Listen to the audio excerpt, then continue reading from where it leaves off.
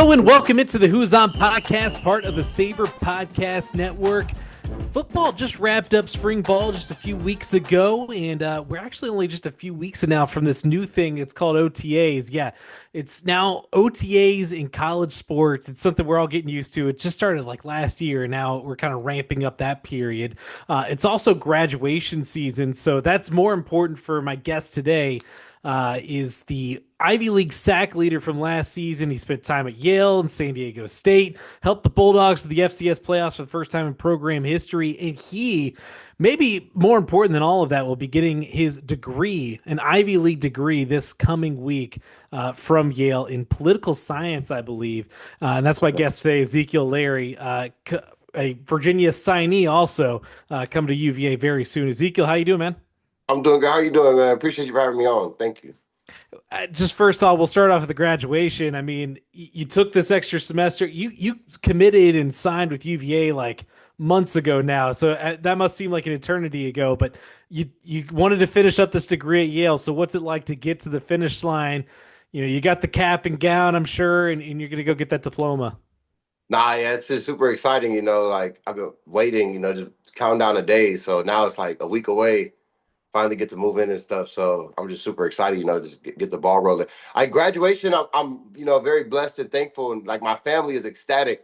But like I'm just so focused on May 19th moving in and stuff, like, so it kind of clouds that. But now I'm thankful for it all. I'm just very thankful. Yeah, you told me that you're graduating like the next day. You're in the car, you're heading down to Charlottesville to get moved in. Yeah. What kind of whirlwind adventure has this kind of last few months and now kind of getting to this point and actually kind of getting to the point where you're going to UVA? What has that been like? Honestly, it's just been, just all about being focused, senior, spring semester or senior year, like it's a lot of festivities going on. People are celebratory. And, I've just been like, just main thing, I've just been staying focused, just making sure every day I'm doing, what I need to do to get better for that day. Not doing too much, but at the same time, making sure everything is done. And that's just the main thing. I wouldn't say it's been too much of a whirlwind. Classes were really hard this semester, but I had to, grind it out and stuff like that. But other than that, it's been all all work, really. I can't imagine there's too many easy semesters at Yale to begin with. So I don't expect any senioritis kicking in this last semester there. But let's get into just kind of going back to entering the transfer portal this past go around for you and kind of what you were looking for in the transfer portal and kind of how you ended up at UVA. So what was this recruiting process like for you? You got agents, you got, schools contacting you, you're looking at different NIL, revenue sharing, all this stuff that's part of college football now. What was this recruiting cycle like for you as you were kind of looking for your next home? It was really hard leaving Yale this time around. I transferred there after my sophomore year, just looking for something new. But after this, this past season, we had a really special group and a really special group. I had a really hard time leaving. However, my family, my support, they just kind of pushed me, just to at least hire some representation, field, just to see what the interest may be and stuff like that. And overall, we just felt like, it'd be in the best interest of my career, to get an opportunity to play at the bigger level. But also, leaving Yale, my longtime head coach, Tony Reno, he had to step away from the game for a little while. So that was a major influence in my decision as well. It was really hard, but it was really hard for a program, but we had a really good season. So I'm just thankful. But actually going into the portal, I signed with UVA, I think like 4 or 5 days into the portal. It was kind of like I wanted an opportunity to play at the bigger level. I'm a guy, I'm all about competing, so I'm not into the gimmicks like, UVA's in the ACC. They're winning school right now with Coach E. All the opportunities, they just aligned, So I didn't want to wait it out and play the waiting game or the I don't know what I'm calling, but negotiation and stuff like that. Yeah. So and Coach Slade, was a big factor as well. This will be my first time. I'm thankful I played for some great coaches and been trained by a great coach, Kai Brown. But this is my first time really being able to play for a long time NFL player, like, and he played my position and been in my shoes. I'm just that was a major thing as well. So I checked all the boxes, and Coach E as well. He was a major factor for my parents and me as well. His faith, very faith based, which aligns with me. This transfer process, I really wanted to focus on that. Was the just the character of the staff more so than the expectations or what we're going like, because all that is whatever superficial, but it's really just the character. So those are the main things. And then UVA checked those boxes fast.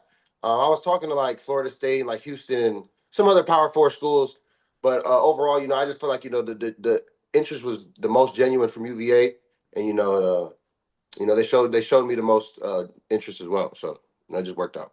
I'm always curious because things move so fast once you get in there. How quickly had UVA reached out to you? Who was that? Was it Coach Slade that reached out first? Like, how did that process go? It was Justin. He at the time he was the assistant. I think he got promoted. It was Justin though. He was like the head of defensive recruiting. He reached out. I think the day I hit the portal or secondary, and then they reached out to my agent. So my agent hit me at the same time, like, yo, and then once from there though, it was crazy. I was in Houston. I was coming from I had a couple of official visits in the city of Houston, and UVA Justin Coach Slade called me. I was in the airport getting ready to go back to California, and Coach Slade would call me like, yo, like, what you doing? What you doing? I'm like, oh yeah, we got this flight in like an hour or whatever. He was like, we're gonna see if we can try to shoot you over here right now from Houston. That way it's a shorter flight or whatever. And then so I went from the Houston airport to Washington D.C. They sent a car service, and then we got to UVA at like 2 in the morning. And then we were up all day doing the visit and stuff like that. And I was so tired at the end of the day. My parents were like, what do you want to do? I was like, I want to go to sleep. So it was just, it was that part was a whirlwind, I would say. That was kind of crazy. And I had a trip after that. It was crazy. So you got the ticket in your hand, or I'm guessing on your phone, to fly back to California, and they're like, "Wait, scratch that, rip it up, going the other Yeah, way." and then we called the school that I was sending. I called the coach out, and I let them know. I tried to get the ticket canceled and stuff like that. I'm pretty sure they got it, I'm sure they got a flight credit, hopefully. But yeah, it was crazy. It was literally like an hour before the flight, and then we had to wait. Like the flight that they got us was like probably 4 hours. So we waited in the airport for a little while, but that was cool. So you get to grounds for your visit, and like again, it goes so fast. Like some guys don't even have time to take that visit and see a school in the transfer portal process. So you did get to do that. What was that time on grounds like? I'm sure that's first opportunity you get to meet Tony Elliott and some of the rest of the staff. Yeah, no, it was just cool, just getting to know Coach Slade. We spent pretty much the whole day with Coach Slade, getting to know Coach Rudd and stuff like that. And then, yeah, like I said earlier, the meeting with Coach E, that was very significant for me and my family, my two parents who were with me.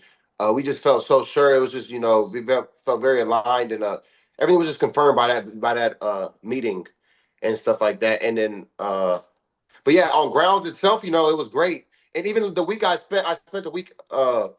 The first week of spring ball I spent up there, it's been great. I love it up there. Just getting the food in the South, because I consider Charlottesville the South because it's very southern. But the food in Virginia, regardless, it's a lot better than Connecticut. So that's I'm looking forward to that. I like Cookout. That's like my favorite little go-to spot. But Hey, yeah, I love it out there so far. talk to me about some cookout. I love it. What spots did you hit up in Charlottesville? Do you remember names? Zaxby's and Cookout were the two, because I wanted to find like places I would eat on a regular basis, like on a Yeah. so I went to Zaxby's Cookout, and then even though even like your guys is like Raising Cane's and like Popeyes taste better, like it just tastes, you guys just know how to cook out there, I think, a little better though, or something. I don't know, like Something's in the grease, right? right, maybe.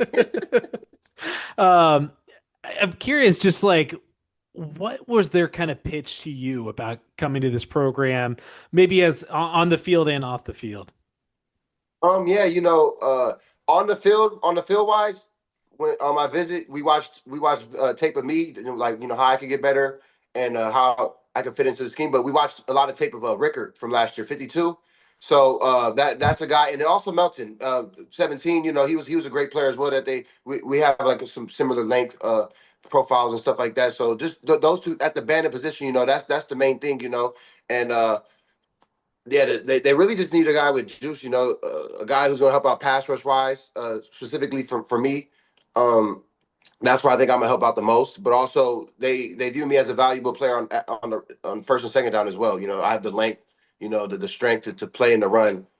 So yeah, really, it's just making the most of the opportunity, really, and helping the team the most I can. Now off the field, I really just looking forward to being an older guy.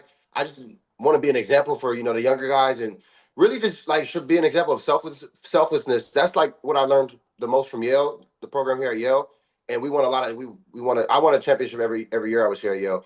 So it's a strong culture. So that's the main thing. I just want to show selflessness, anything to do for the team, uh, helping out on special teams, all that kind of stuff. So those are the main things right there. And then really just getting to know like another group of guys. Like I'm just getting ready. You can meet some guys. Like that. I'm so glad you brought up Daniel Rickert and his name because as soon as I popped on your tape and watched a little bit of you, I was just like instantly like, this guy is exactly kind of what they got out of Daniel Rickert last year and just the versatility where you can line up and everything. So I'm interested in that as far as, the thing about his game is like, I remember talking to players last year in fall camp and like Rickert was kind of like a last minute addition, came from East Tennessee Tech.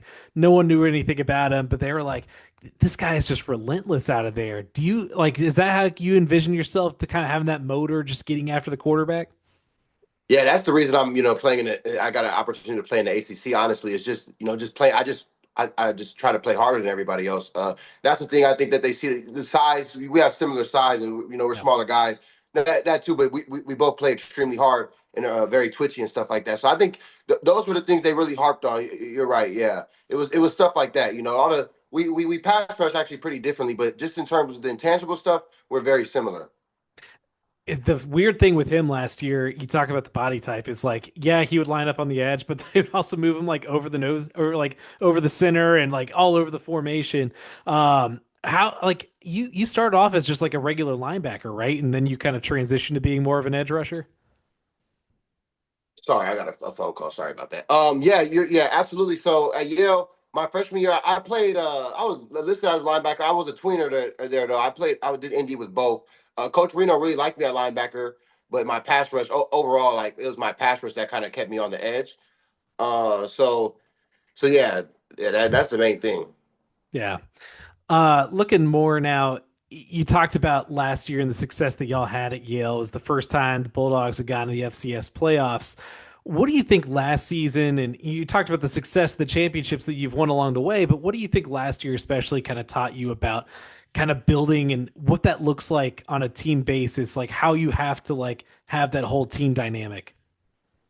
It's funny because my first week of spring practice, I kind of noticed, at least on the way we played on defense, we just played fast, like fast and nasty. We weren't the biggest defense at all.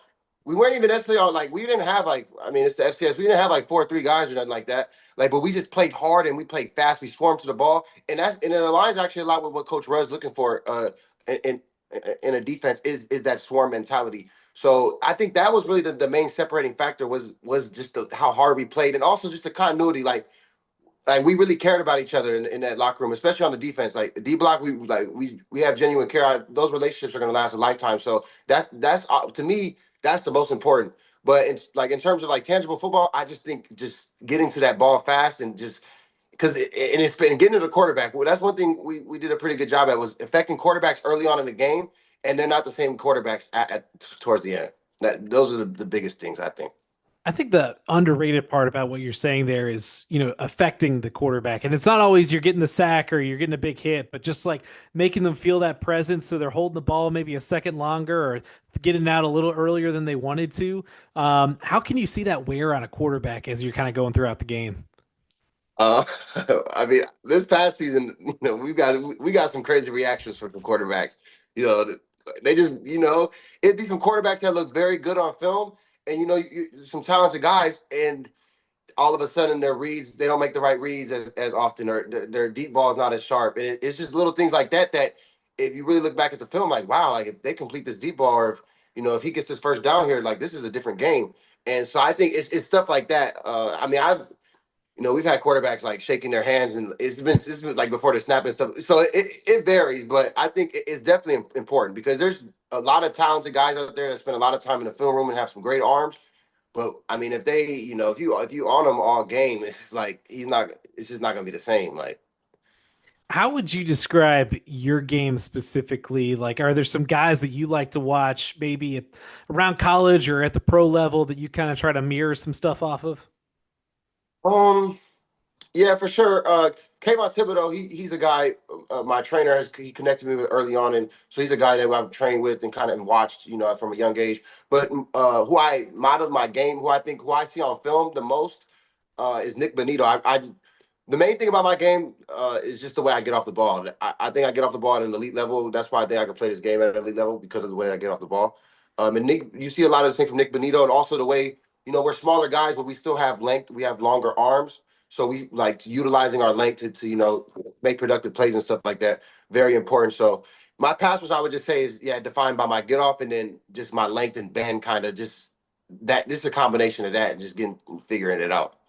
That's such a good name. A lot of people don't talk about Nick Bonito, but like, yeah, you're exactly right with the way that he can get off the ball. You said, I think you're listed at 6'2". What's the wingspan though? 80 inches. There, I mean, there you go. Enough said. Yeah. There's the link that you're talking about. You talked about maybe some of the influence in the NFL, but your family itself, just from reading up on you, has a lot of, your dad played at USC, your brother played in college too, and you've got three uncles that play in the NFL. What was that influence like as a kid growing up? I mean, that's everything. Honestly, it's just like first it starts. My dad. I'm 4 or 5 years old. He's showing me how to club rip, and then it's just building naturally into like a natural reaction. He's told me what I remember being so young, and son, every time you see a light pole, you should try to do a move on it. And I'm not gonna act like it's something I do every like it's religious, but it's something that like to this day I see light poles, and sometimes like if nobody's around, I'll bust a little move. It's stuff like influences like that are super important. And then my uncles, just seeing that the dream is real. Like going to my uncle Damon's house and stuff like that, just seeing like wow, like, if you really put your mind to this, like it's really real, and it's like the rewards are great. And then my older brother, I would say honestly, he's my biggest influence. Yeah, as a football player, as a person, all that, because just seeing him at like his resilience and the way he works and his vigilance and just how consistent he is, something I really like strive after. And I think if I could attain that, I could be just that much better. So just those influences, they're really everything. They're everything, really, honestly. So if we see Ezekiel Larry just walking around grounds in Charlottesville, just doing rips on light posts and stuff, everything's fine. You're good. No, I'm fine. Yeah, don't be worried. That's just, right. All right, just a PSA for everyone. Like he's just getting better, just working on those talents, working on those skills. Looking at, we talked about kind of how you fit into this defense, and what stood out to you about Virginia just as a program? Last year, program record 11 wins. It was a much older veteran team, and as is this year's team too. I'm sure you got a little bit of that from hanging around that team for a week earlier in the spring. What just stands out about where this program is at this point? I'm super excited about where the program is headed. Just looking at, I've been watching the TV copy. I've been watching TV copies of games from last year, and just seeing how the guys play and just the continuity and stuff. I think I really like it. And the week I spent up there in grounds, I kind of saw a lot of the same stuff. I saw a really good quarterback. I saw a really good offensive line. So that right there is a recipe for success. And then also I saw a nasty defensive line. Where I think I could really help out in some sticky DB. So I'm super excited about where the program is. I think the sky is the limit. As long as the pieces end up fitting the right way and we play the way we're supposed to, I think the sky is honestly the limit. I really do. The interesting thing about this year is last year, you still had the two different transfer portals. So a lot of guys came in during the winter, and then a lot more guys came into the spring. And so there was kind of like just kind of a adding on process. You're going to be one of the few guys. There's another guy I'll bring up in just a second that's also coming in later, but one of the few guys coming in later than the rest of the team. So, but what was it like kind of just getting that opportunity to come down in the spring and kind of start to get to know this team? Oh, it was great. It was great. Just meeting the guys that was the main reason I wanted to spend all that time out there, was just getting a feel for, the locker room, the guys, because, like I said earlier, that's the most important thing, to winning. And that's what I'm in the business of, is winning. So I just, getting around the locker room, it was very important. Learning the install was huge, because that was the first week of install for everybody. So like really getting a grasp on that and having a chance to study that over the ensuing, 2 months, those are just very important, so yeah, that's Yeah. I guess when you look at um you're coming in kind of right now towards like right before they're about to start OTAs. And I'm wanted to talk about just kind of the Ivy League connection here, because Virginia also just signed the second guy that finished in the Ivy League in sacks last year, and Justin Townsend from Columbia. Is there any kind of Ivy League connection? Do y'all know each other at all? I mean, I never lost to Columbia. We lost the year I transferred to San Diego State. They lost. But I never lost to Columbia. After the game this past season, I talked to Justin. I met him. I went up to. I made sure to go up to him. He was a good player. I have some close friends on the offensive line. He was a player on the offensive line, mentioned and stuff like that. So I looked at him and stuff. He's a good ball player for sure. So we did actually meet after the game. But other than that, there's no real connection. I try to stay with him. He had already signed the lease though. So, but other than that, yeah, no, no connection. I just was like, wait, this guy finished first. This guy finished second in the Ivy League. They're both going to be wearing orange and blue next year at Virginia. It's just a small world. How do you think maybe it'll translate from going from the Ivy League to the ACC? I know for me personally, I know the way I play the game and the way I've been training more so specifically, it's going to translate. I think it'll translate, and especially with the ACC being more of a passing conference, I think the opportunities will be great. The way I get off the ball, all that kind of stuff. Obviously there's a ton of room to grow, but I think that the translation will be fine. I will say, I'll be dealing with, some bigger, or I mean, honestly, we have some big tackles in the Ivy League, but some better offensive tackles, more physical and stuff like that. So just sharpening all that kind of stuff up for the run game and stuff like that. But the overall translation, I'm excited because I really feel like it'll be more 7-step, 9-step drops. You're playing against quarterbacks who are making a lot of money, so they're trying to make a lot of plays, so they're going to hold on to the ball. And on top of that, I'm playing with what looks like what I saw in the spring, a very like a world class DB core. So like that's extra time to rush. Not that I really feel like I need it, but but yeah, like yeah, it's just that I'm just super excited. Like yeah, for sure. I think the translation is a fit. And you mentioned the offensive line earlier. I don't think you're going to get much better practice than what you're going to go against in practice with how solid and veteran core this offensive line is. You got Mikhail Boley with all ACC last year, Monroe Mills, who was all ACC the year before that. Some really good offensive linemen down there. So I'm sure you get your work cut out for you in practice. Yeah, absolutely. I'm excited. That's everything right there. I'm excited. Looking at just kind of as we get to the end of this year, um, what what have you been doing, I guess, this spring since you weren't there for like the entire spring practice just to kind of keep yourself ready? How much communication did you have with kind of the staff and, maybe strength and conditioning, just about what you need to be doing to get ready for, OTAs and fall camp and so on? Yeah, Coach Mo, the head strength and conditioning coach, he sent me a 8-week packet, or he sent me this pretty much the spring program in way back in January. So I've just been kind of following that and then adding kind of some stuff that, just apart, like, my regimen that I've already kind of had instilled for the off season. But yeah, that's the main thing, is following Coach Mo stuff. But the off season, I've been grateful because it's given me a chance to like really just focus on like individual parts of, my game and stuff like that I want to get better at. When you're training with a team sometimes, or no, it's for sure better to train with a team. But I'm just saying though, like sometimes, you're just kind of all doing the same thing and it's not very specialized. So having a chance to really like, hone in on certain skills and stuff like that, I think is going to help my game go a long way. And last thing for you is, I know you'd rather just drive down today, skip the graduation. Your parents want you there for the graduation, but Right, I right. know you're itching to get down. Just what are you most excited about for this opportunity at UVA this season? I mean, y'all are starting in Brazil. First of all, that's got to, I don't know if you've been to Brazil before, but that'll be an experience right off the bat. Yeah, that's cool. Yeah. Brazil is crazy. But what am I most excited for this season? I'm excited to win on a big level. Win in every way. First and foremost, the games. That's the most important. But then also, win my pass rushes. And when you win your pass rushes, good things tend to happen. So that's the main thing I think is just winning. Like that's what I'm obsessed with every day is winning. So over the summer, I think I'm excited, just to get a chance to kind of like just get a feel for the guys and stuff like that. And I know they all want to win too, so I'm excited for that. But then also, like we're going back to Coach Reno, like what he instilled in me is I'm excited about the relationship aspect. Like at Yale, I've met a lot of super great guys that I really love and like have real brotherhood and connection with.